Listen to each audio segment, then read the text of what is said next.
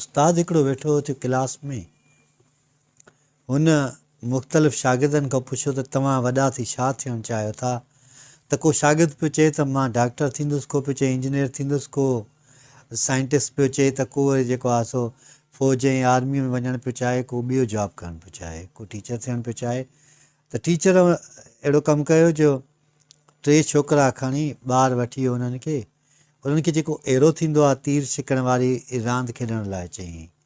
पहिरियों दफ़ो हुयो कंहिं बि ॿार खे हदफ़ जी ख़बर कान हुई, टारगेट जी का बि ख़बर कान पई पए। एरो छिके ऐं हू जो टारगेट में हणनि पिया त जेके सर्किल ठहियल हूंदा आहिनि एरो जा टारगेट जा, त उहो त छा, पर हू साइड में तीर किरी पिया पवनि, के अॻिते पिया किरनि, के जेको आहे सो उन टारगेट खां पुठिते पिया किरनि।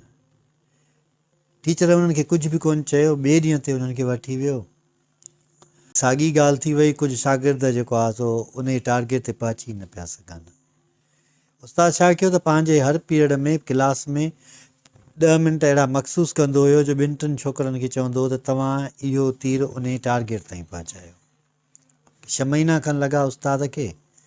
हिकु ॾींहुं जो उन्हनि खे वठी वियो त समूरनि शागिर्दनि मां 90% जेको आहे शागिर्द जेको सर्किल ठहियलु हुयो उन सर्किल ताईं पहुचनि पिया ऐं हू पंहिंजे टारगेट अचीव पिया कनि।